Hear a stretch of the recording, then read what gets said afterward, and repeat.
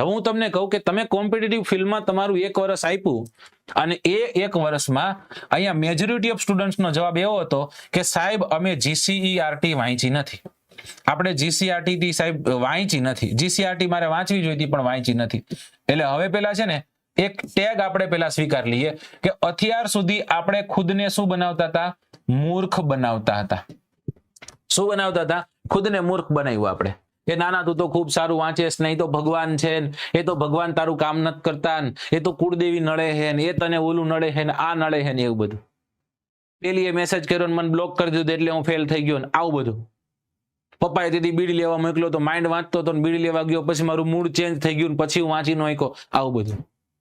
Mummy રસોઈ બનાવતા બનાવતા 2 થાળી ખેખડીનો અવાજ એવો આવ્યો કે મારા મગજમાં ઘર કરી ગયું ને આવું બધું. આ બધા છે ને નિષ્ફળ વ્યક્તિઓની નિશાની છે. નિષ્ફળ વ્યક્તિ હોય ને આવું બધું વિચારે કે બારી ખોલીને તો બહુ પવન આવતો હતો ને તો મને ટાઈટ લાગીને હુઈ ગયો. બારી બંધ કરી દે ને મારા ભાઈ, આટલી જ વાર લાગે ખાલી બારી બંધ કરતા. હે ને મામું ન બનાવો ખુદની જાતે. આ ફિલ્ડમાંથી ફિલ્ડને મૂકી દો, નકર ત્યાંથી ઉતરી જ જાવ, પગથિયા જ ઉતરી જાવ. આ એક નશો છે, યાદ રાખજો.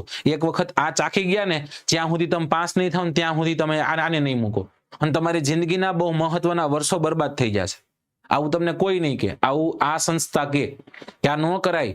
મહેનત દાનતથી કરવી તો કરાય, બાકી આ ન કરાય. દર વર્ષે પરીક્ષા આવશે ને દર વર્ષે અંદરથી એક એવું થશે કે સાલું લાવો ને હું કંઈક કરું, સાહેબ હું મહેનત કરું, આ વખતે કોન્સ્ટેબલની મહેનત કરું. દર વખતે જ્યારે પરીક્ષા આવશે ત્યારે એવું થશે. એટલે કાં પછી નક્કી કરી લ્યો કે મહેનત કરવી છે અને કાં પછી નક્કી કરી લ્યો મહેનત નથી કર્યો. મારે તમારી પાસે જવાબ જોઈ છે. તમારે મહેનત કરવી છે જો 100% દાનતથી. હું કહું એમ જ તે, હું એમ કહું ખુઈ જા તો હુઈ જવાનું, હું એમ કહું જાગી જવાનું, હું એમ કહું વાંચવા માંડ તો વાંચવા માંડવાનું, હું એમ કહું ભરતી આવશે તો માની લેવાનું ભરતી આવશે. બરાબર? હા કે નાનો જવાબ આપો. એક વખત છે ને અંદરથી આવો, આ મૂલ્યને આવો, હટીને આવો ભાઈ. એને કાળજું તો હાવત જેવું હોવું જોઈએ. આવું તો કઈ રીતના હટીને આવું? ઓલો જે પોડકાસ્ટ વાળો જે મેસેજ છે ને મગજમાં સ્ટ્રાઇક થવો જોઈએ કે કેટલો કોન્ફિડન્સ હશે એને. હા બસ આમ હટીને આવવાની વાત છે.